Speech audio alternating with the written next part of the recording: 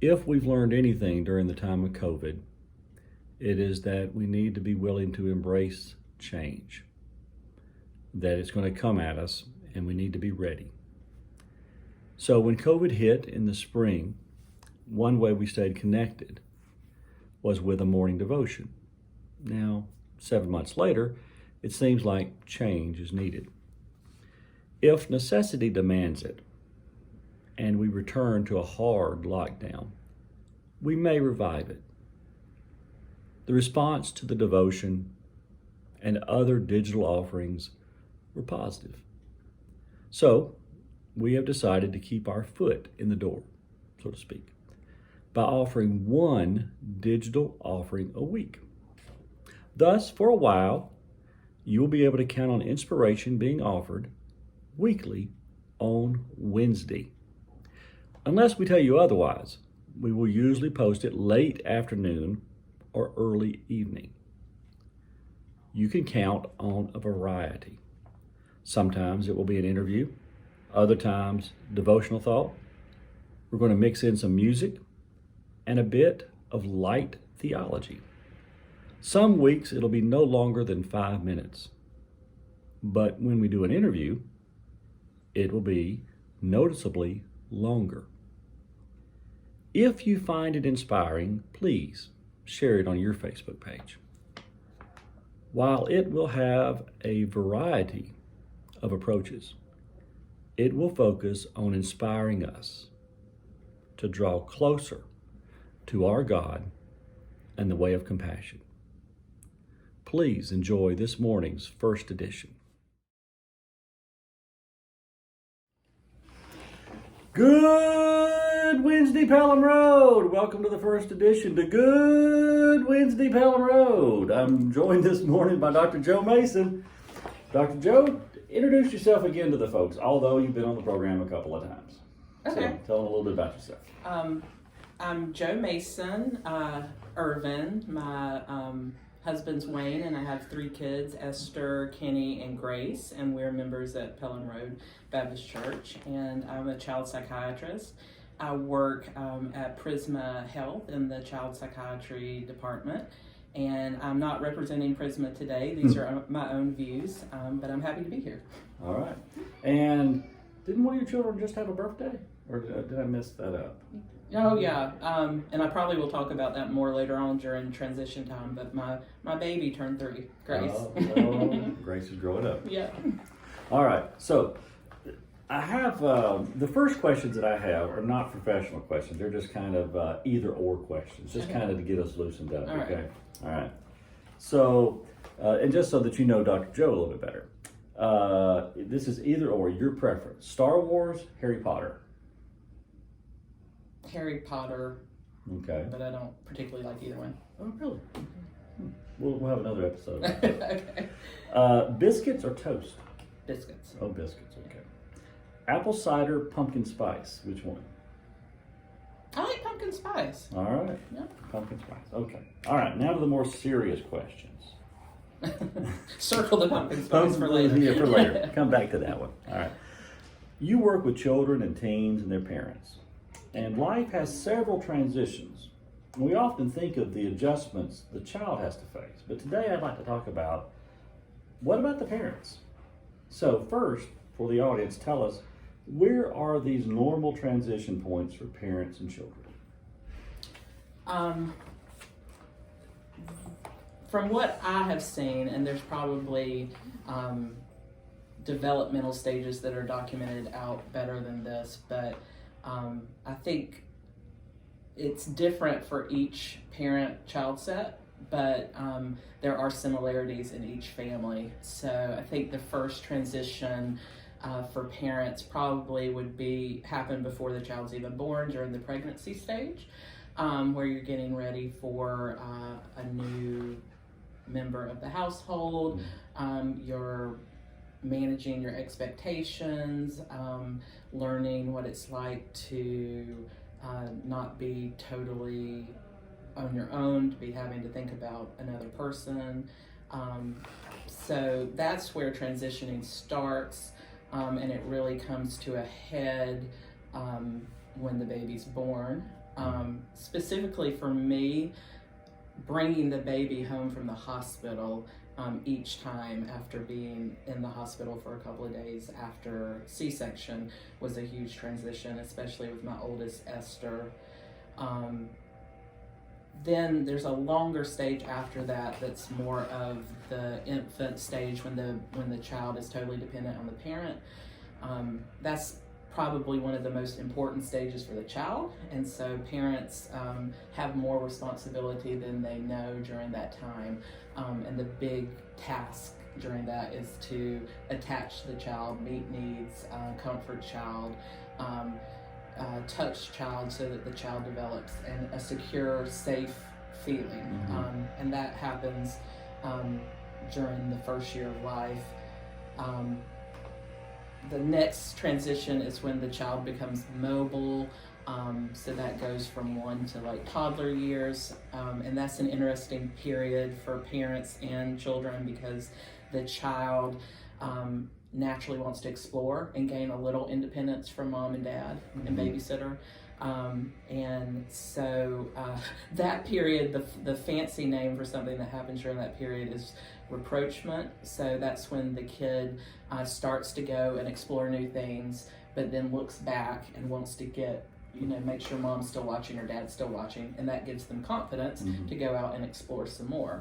So during that period, the parent needs to be available and reassuring, but also needs to let the child explore safely.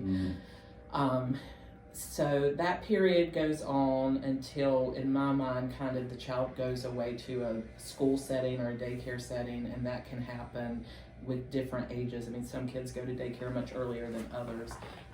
For me, that was a huge transition, dropping Esther off at Shandon Presbyterian in Columbia when she was 3 and seeing her against the window sobbing as I was pulling away.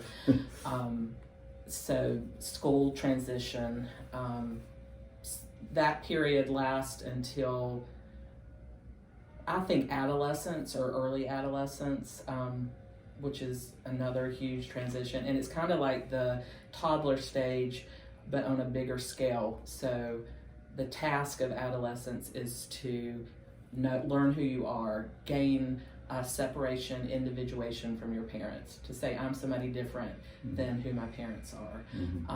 And that's a huge struggle for some parents. Most parents have some difficulty with it, but for some it can be really stressful for the parents and the child.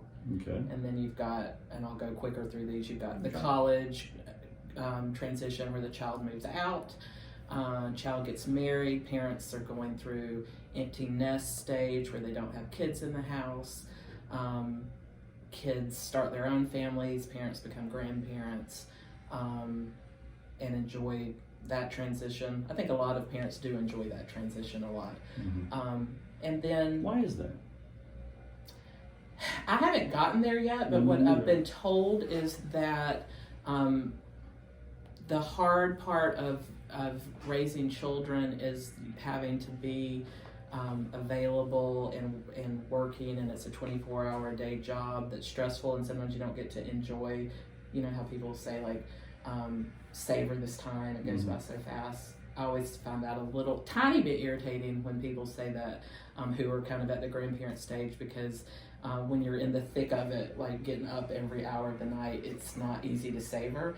But as a grandparent, sometimes, a lot of grandparents do quite a bit of childcare for their grandchildren, but you at least get to send them back and get your own time. So it's like the best of both worlds. You have your own time as a person, and then you get to spend that valuable time with the children. Okay. So let me ratchet it up a notch. I imagine that these transitions, whichever one we're talking about, causes emotional turmoil in parents. What are the most common ways this turmoil is manifested? The big word that pops in my head when we talk about parental turmoil is control. And control's not a bad thing. I'm a control freak in some ways, and I think a lot of mothers and fathers are. But as the sense of the sense of control kind of goes away as soon as, in my mind, as soon as you get pregnant, and especially after the baby's born. But you're able to maintain a semblance of control, or maybe a false sense of control early on, when you have more say over what your child's doing. But as a child individuates into doing their own things away from you, which happens when they go to preschool to some degree, then when they go to regular school, and then the big one, college, your parents sense, and it's a palpable thing, they're losing control, they're losing say. Their kids are becoming their own individuals who have to make choices for themselves, and sometimes we're not sure if they're going to make the right choices, and oftentimes kids are just like adults, they make good and bad choices, and that manifests usually as a parent desperately trying to regain control, becoming anxious, and I think a little anxiety is very normal, but it can manifest as almost a distressing, almost full out panic crisis mode for some parents. And then after that subsides, and that period of anxiety crisis can last for, weeks to months, there tends to be a shift in mood. So there's like a kind of a depression that happens when they realize how little control that they have, and that they've got to let go, and give the child or teen or young adult some independence. I think as a pastor, sometimes what I help people do is find a new perspective. And one of those perspectives could be, isn't this what you've been raising your child to be, independent?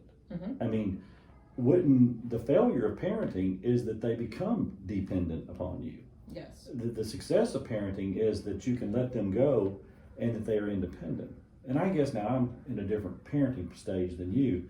My children. You're in that good parenting stage. My kids are grown. Is that, I guess if I have one lesson to share, it's that there's very few things that the children can do that is fatal. I mean, they can make some poor decisions, and those poor decisions can set them back and put them on different paths. But, there's really very few things they can do that are fatal. And I take some comfort in that.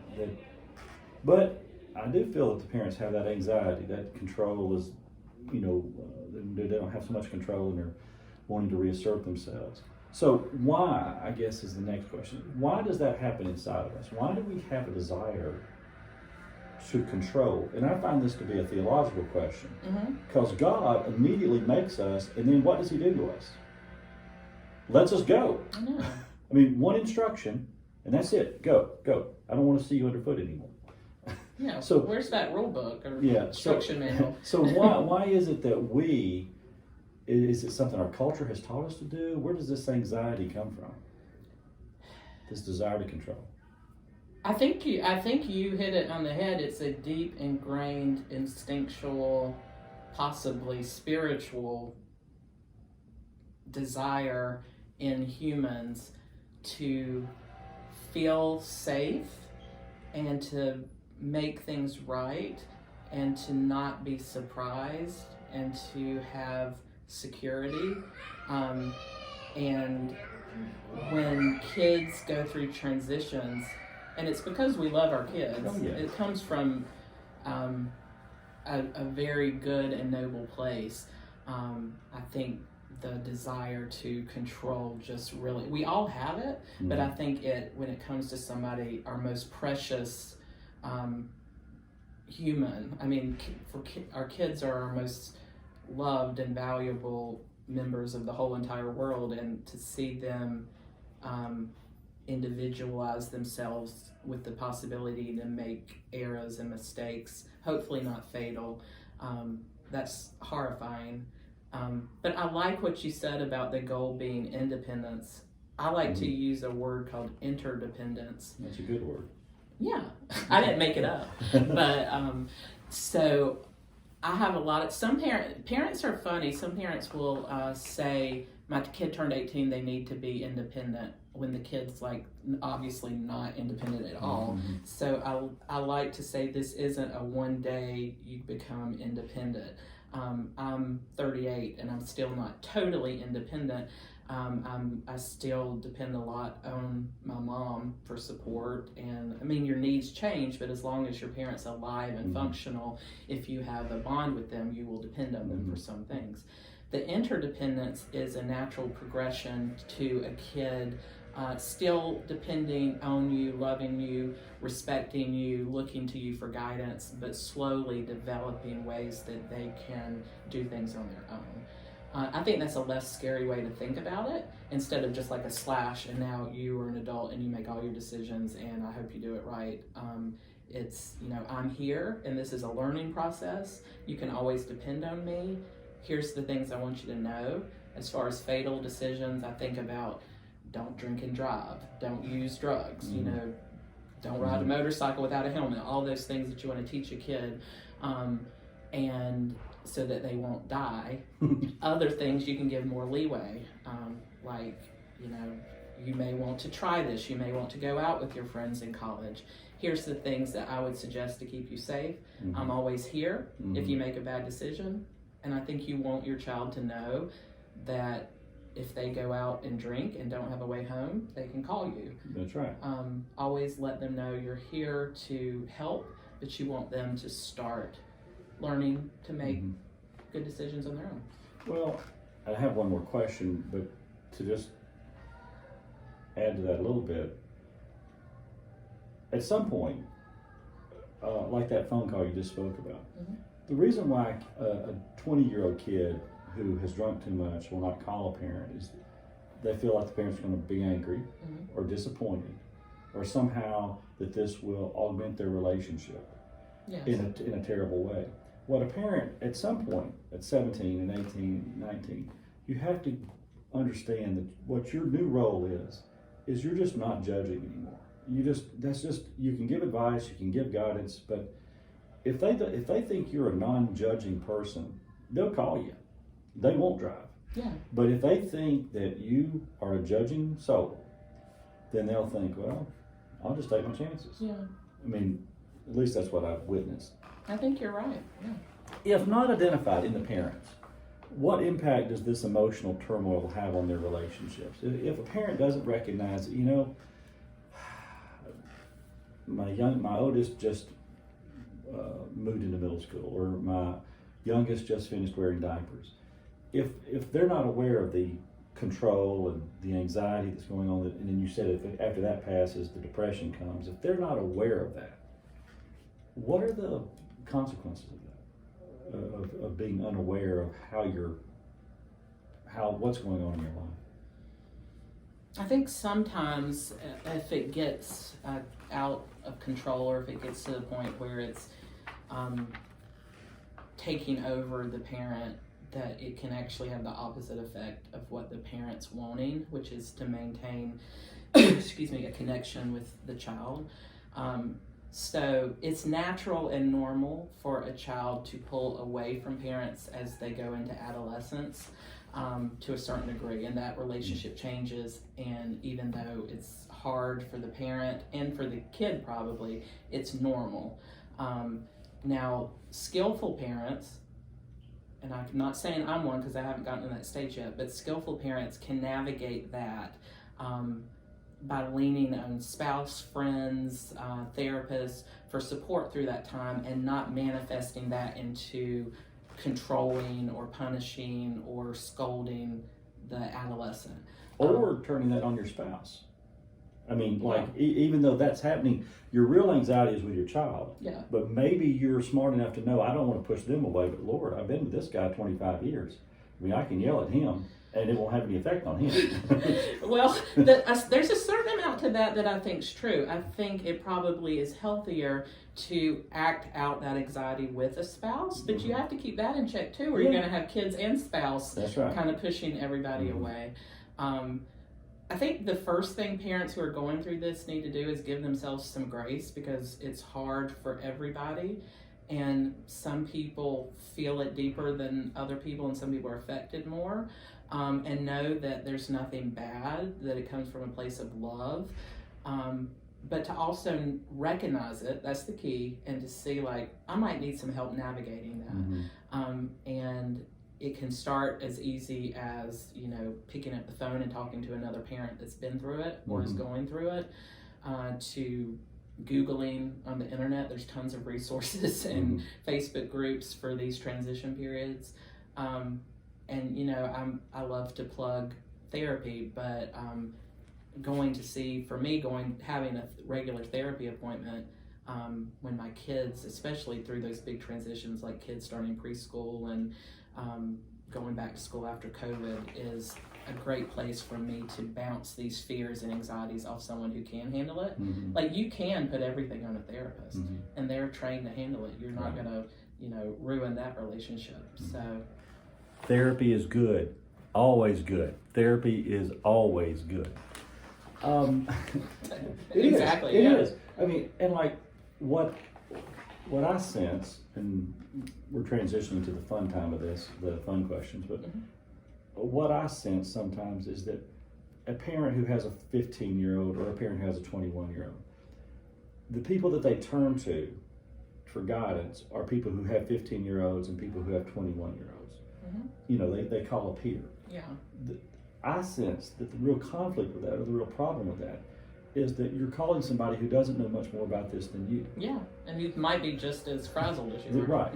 So that's why in a congregation you have older people that you should be able to have had relationships with, that you could call and say, even if you don't want to call a therapist. I mean, I would recommend first calling a therapist, but if you don't want to call a therapist, at least call somebody who's 20 years your senior, and who's already been through it, and who's not just going through it, and who has some perspective.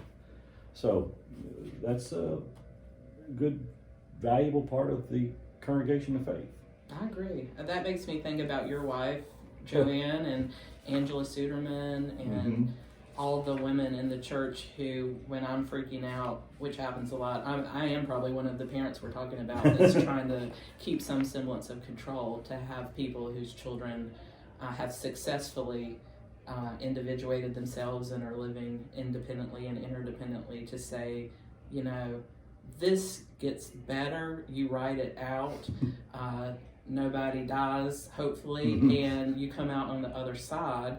And sometimes just knowing that when it feels like a crisis is stabilizing. That's right. That's enough. Just know it's going to end. It'll be all right. Yeah.